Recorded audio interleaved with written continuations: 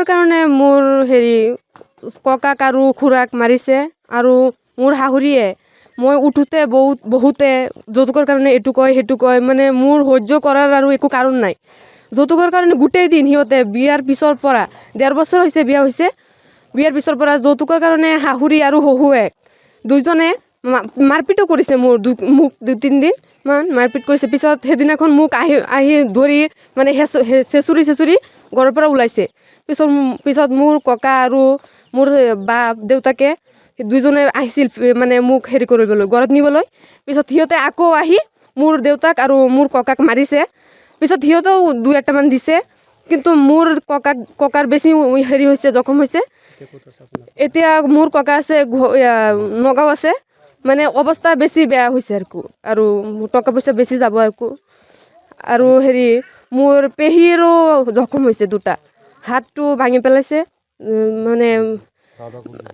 মানে হেৰি দাও এটা দি মানে কোব মাৰিছে হাতত, হাতটো ভাঙি পেলাইছে, মানে 2টা জখম হৈছে মোৰ পেহীৰ।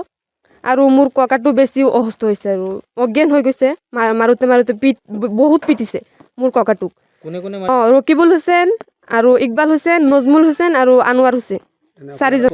হালদিয়াটি কচুৱা, 1 নং কচুৱা। থানাত এটা এন্ট্ৰি দিয়া হৈছে। হেৰি যৌতুকৰ কাৰণে যে মাৰপিট কৰিছিলে সেইটো কাৰণে দিয়া হৈছে। আৰু মোৰ বাচ্চাটোক ৰাখি মোৰ পৰা মোৰ অলংকাৰখিনি খুলি পিছত যৌতুকৰ কাৰণে আহি মোৰ ঘৰত দি থৈ গৈছে। মানে শিশু সন্তানটোক পুলিচে গৈ ঘৰৰ পৰা আনি দিছে, পিছত মোৰ ওচৰতে কৈ দিছে। পিছত সিহঁতে আকৌ মিছা কথা কৈছে যে মই বাচ্চাটোক থৈ আহি গৈছোঁ। পিছত পুলিচে এইটো মানা নাই, সিহঁতক খেদি দিছে থানাৰ পৰা।